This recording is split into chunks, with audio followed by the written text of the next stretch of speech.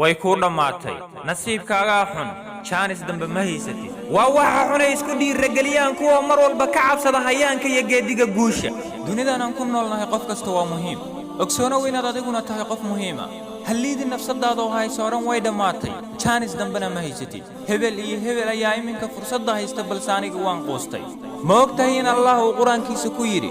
haka quusanin raxmadda Eebbe maxay tahay sababta maanta aad uga quusatay wax ka sokeeya raxmadda Eebbe halidin umada kale sidoo kale adiguna nafsadaada ha isliidi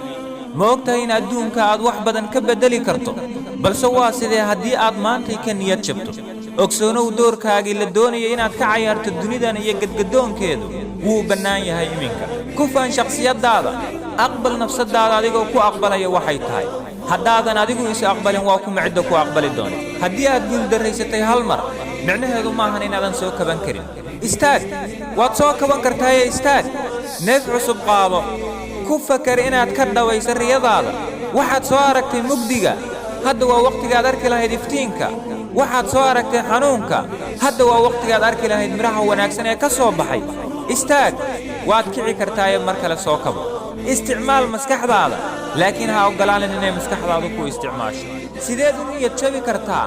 adigoo arkay in Abraham Lincoln oo ahaa ninkii ugu badnaa abid guul daraystay haddana gaaray milooyinkiisii sideed u niyad jabi kartaa adigoo arkay mustaqbalka ifaya ku sugaya haddaba ogsoonow kuwa cabsaday inaysan weligood guusha gaarin ma ahan markii kuugu dambaysay kaco istaag haddii aad kuftay micnaheedu ma ahan inaadan istaagi karin oo mar kale aadan isku dayi karin wax kasta waa hubaal haddii mar kale aad isku daydo inaad ka mira dhalin karto oo isticmaal tamarta kugu jirta si aad u badbaadin lahayd dunida iyo ubadkaaga dambe